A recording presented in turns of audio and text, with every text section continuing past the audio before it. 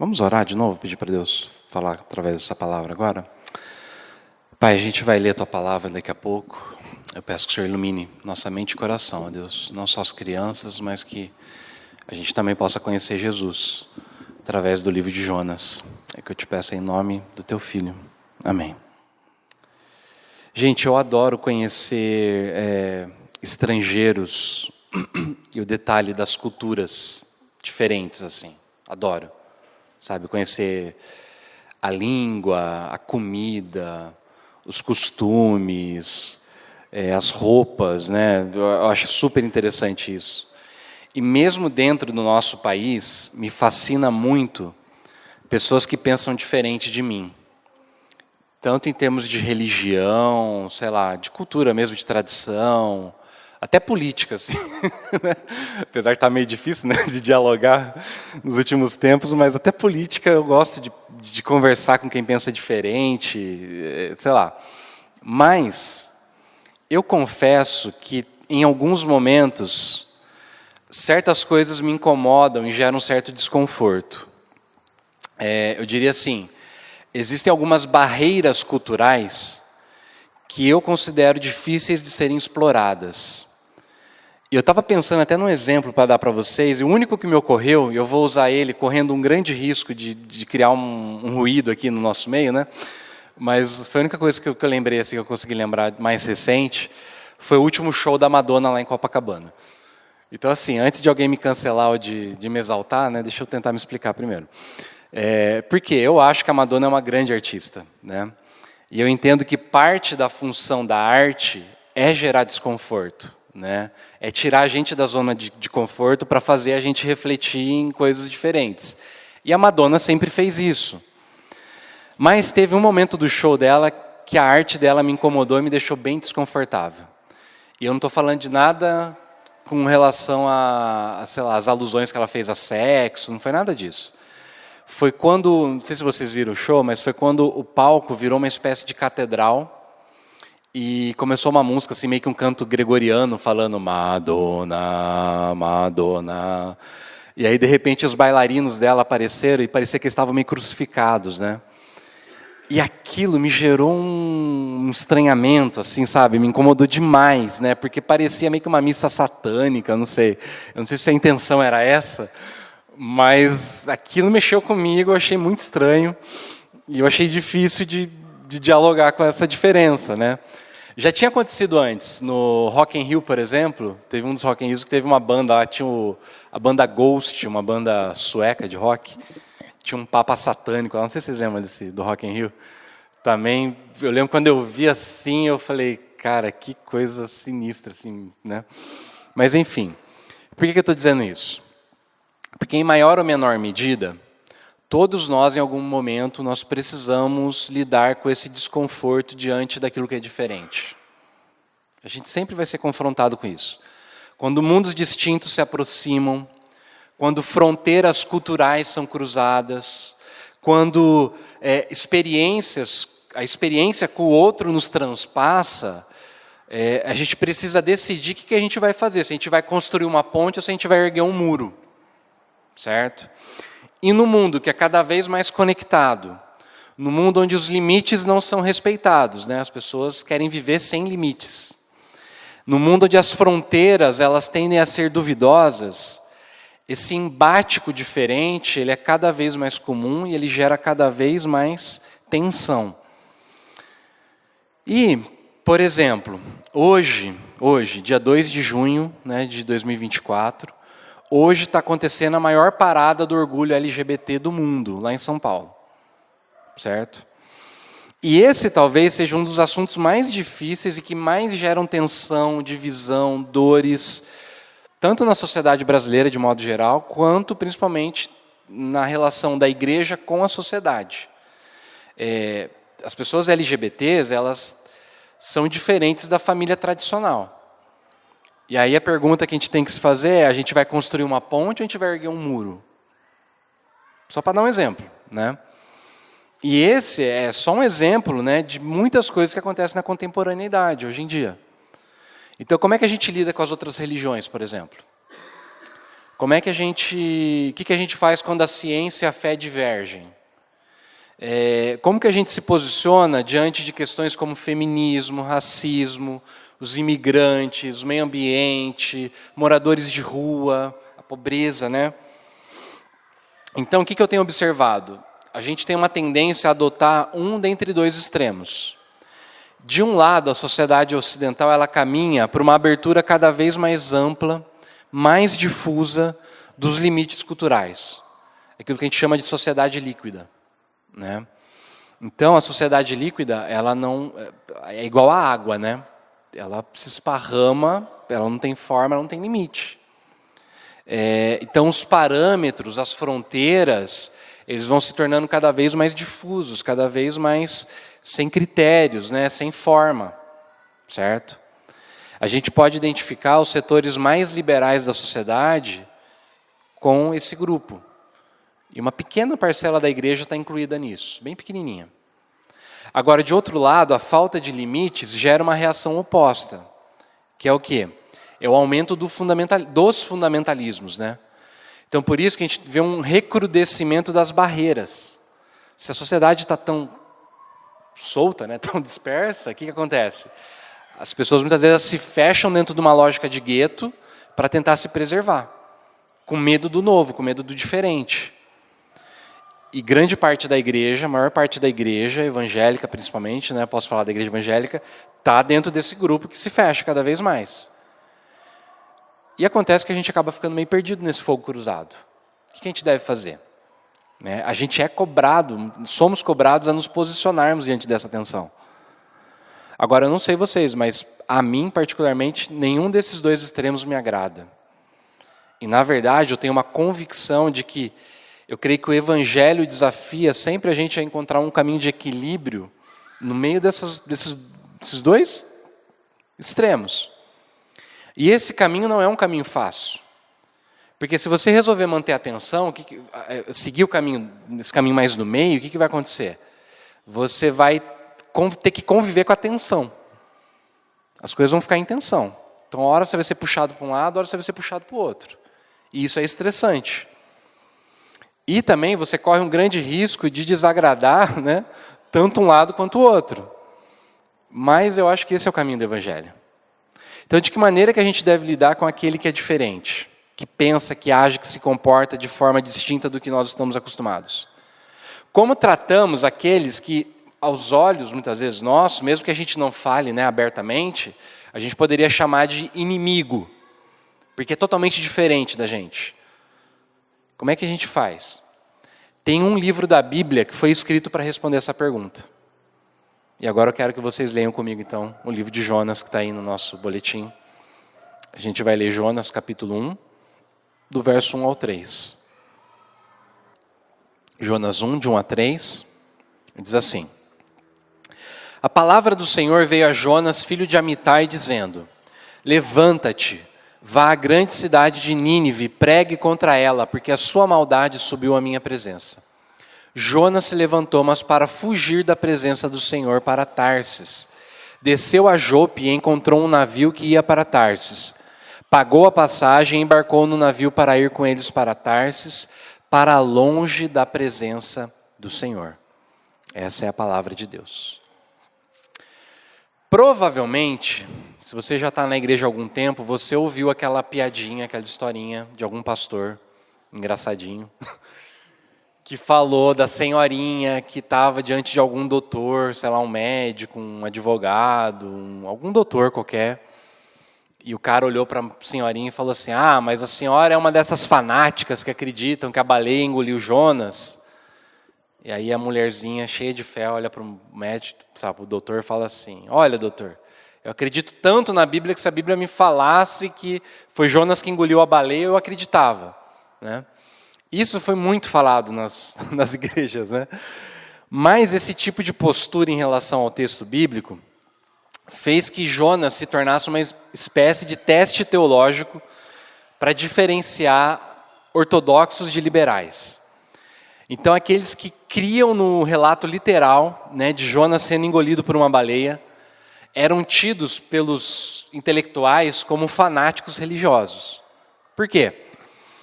Porque, aliás, e o pior de tudo, né, é que o fundamentalismo bíblico fazia um grande malabarismo argumentativo para tentar justificar o injustificável.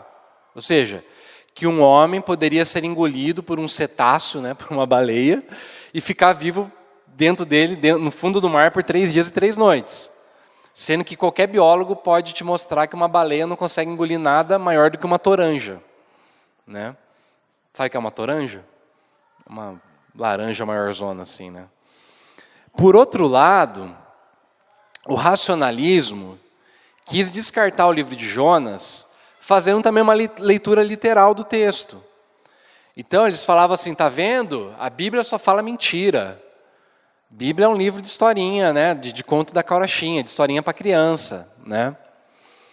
Então, gente, o que eu quero propor para a gente hoje é uma leitura que ela não é nem fundamentalista e nem liberal. Tá? Mas como que a gente deve ler, então, o livro de Jonas? Presta bem atenção nisso. Jonas é uma ficção construída em cima da realidade. Jonas é uma ficção construída em cima da realidade. Construída em cima de fatos verídicos. E qual que é a verdade por detrás dessa história? A verdade é a seguinte, agora eu preciso que vocês prestem muita atenção nesse argumento aqui, porque senão vocês não vão me acompanhar. Em 587 a.C., o rei Nabucodonosor destruiu a cidade de Jerusalém. Ele acabou com a cidade. Eles já tinham invadido 2 vezes o país. E nessa segunda invasão, que foi em 587, eles cercaram a cidade, o povo passou fome, depois eles entraram, estupraram as mulheres, mataram todo mundo. Se você ler o livro de Lamentações, você vai ouvir os relatos do que eles fizeram, as coisas horríveis. Mataram as mulheres grávidas com o bebê junto. Foi terrível. Né? Os nobres foram levados como prisioneiros, como escravos, e tiveram que caminhar até a Babilônia, né? A pé.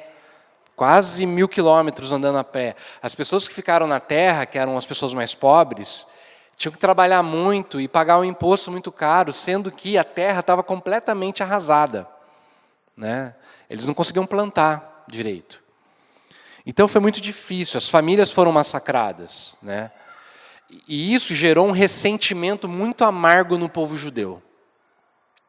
Se você quiser chegar em casa e ler o Salmo 137, Salmo 137 talvez é o ápice desse ressentimento. É um salmo que fala assim, às margens dos rios da Babilônia nós nos assentávamos e chorávamos. E nos salgueiros que lá haviam nós pendurávamos as nossas liras. Mas os nossos captores nos falavam, cantem para nós uma das canções que vocês cantavam lá de Jerusalém. Eles falavam, como é que a gente pode cantar uma canção de Jerusalém alegre, aqui às margens de Babilônia? E aí o Salmo termina falando assim, Senhor, se lembre dos edomitas e o que eles fizeram quando eles falaram, né, para os babilônicos.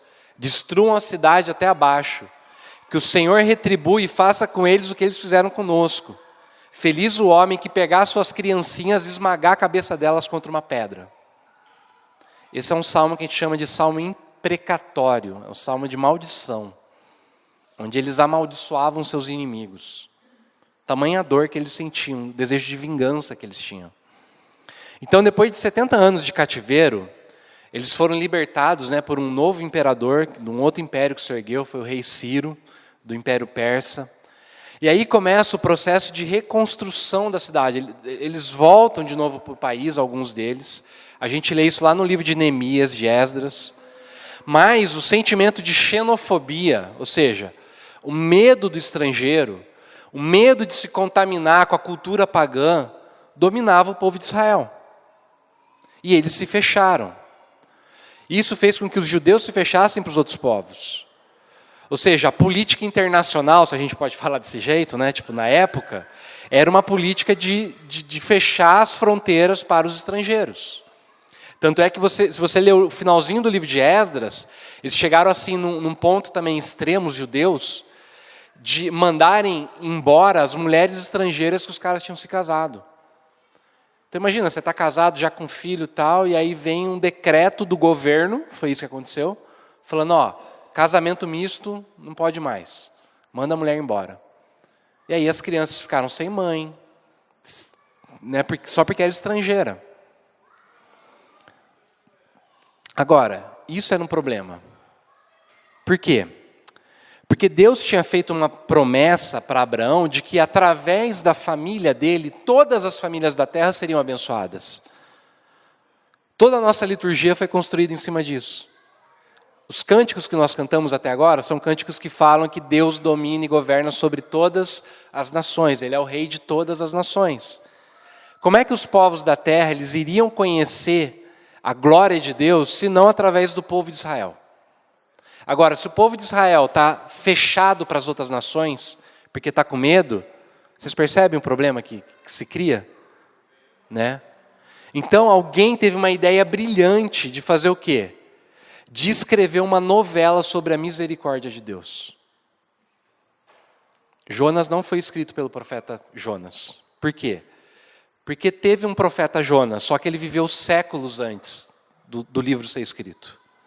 Então tem um textinho aí, e só tem um versículo que fala dele. Tá aí no boletim embaixo, naquele trechinho verde, né?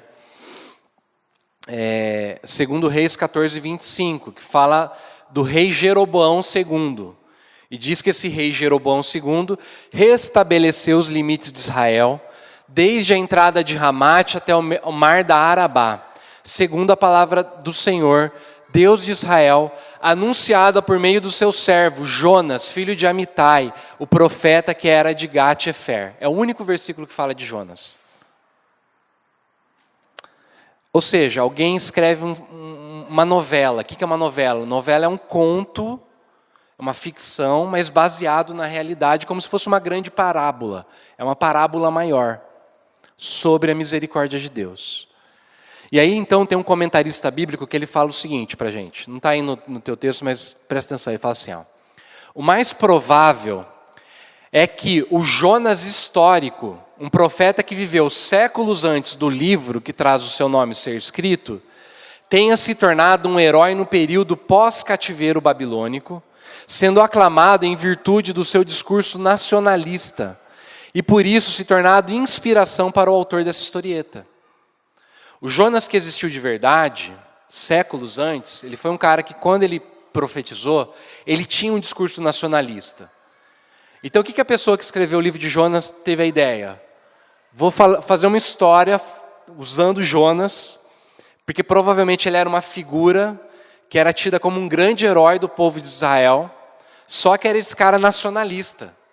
Esse cara que reforçava essa ideia de gueto, esse cara que reforçava essa ideia de que o povo de Israel tinha que se fechar para os estrangeiros, para os diferentes. Então, se isso é verdade,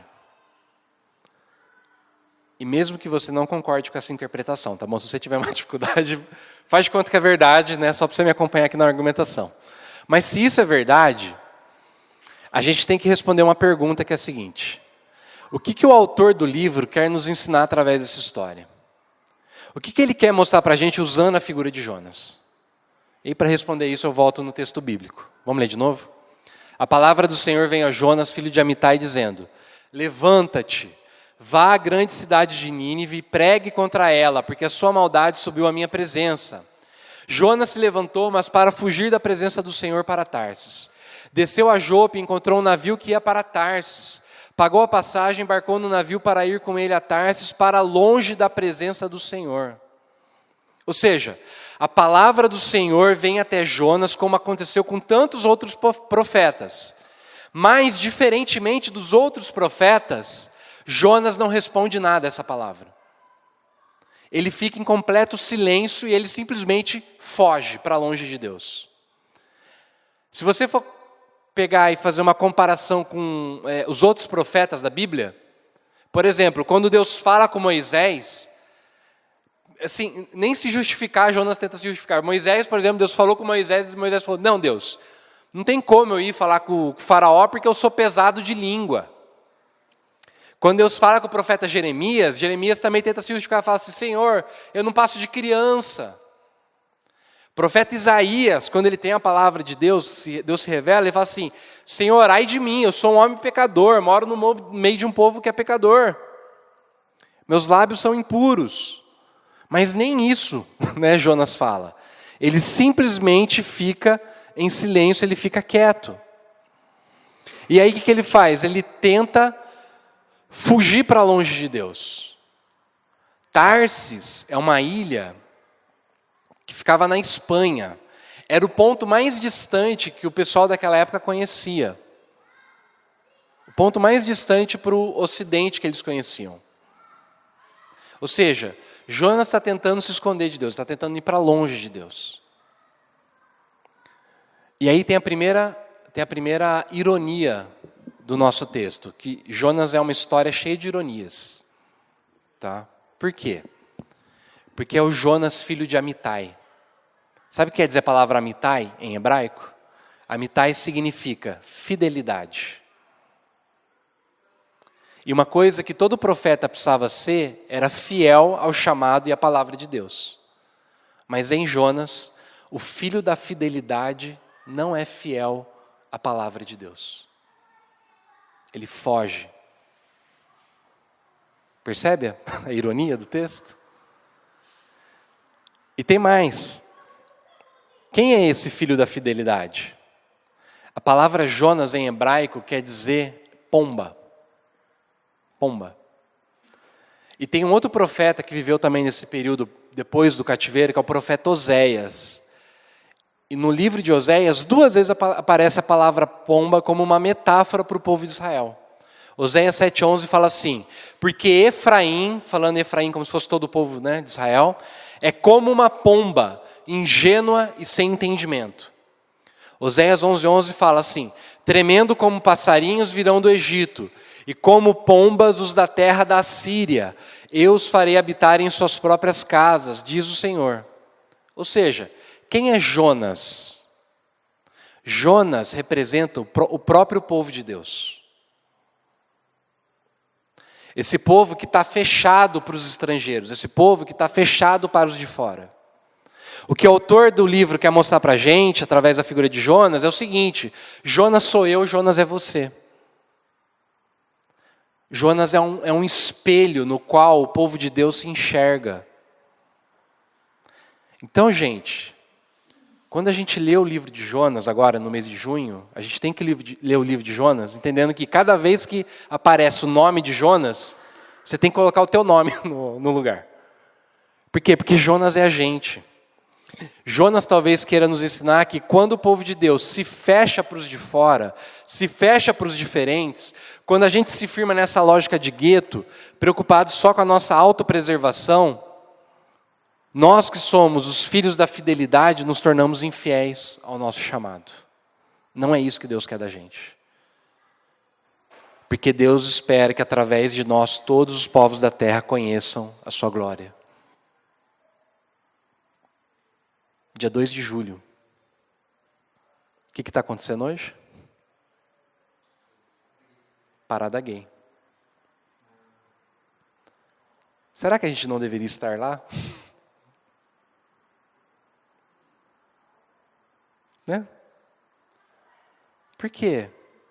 Não sei se a gente deveria estar ou não estar. Não sei, estou só provocando mesmo, né? Jogando para a gente pensar. Mas, apesar de todo o glamour, apesar de toda a alegria da festa, não estou querendo falar mal da festa.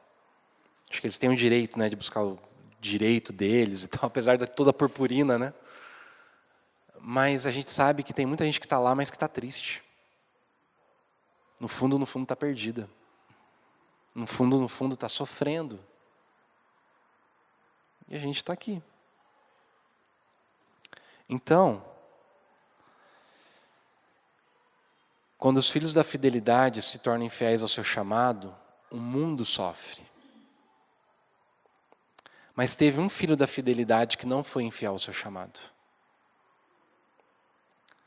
Teve um filho da fidelidade que saiu do seu país celeste, veio até esse mundo para anunciar para a gente que a nossa maldade chegou até os céus.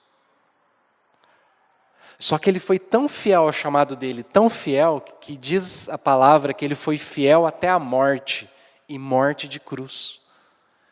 E aí ele não só prega para a gente, anunciando que a nossa maldade chegou até os céus, mas ele morre numa cruz para pagar o preço da nossa maldade, para que nós recebêssemos graça.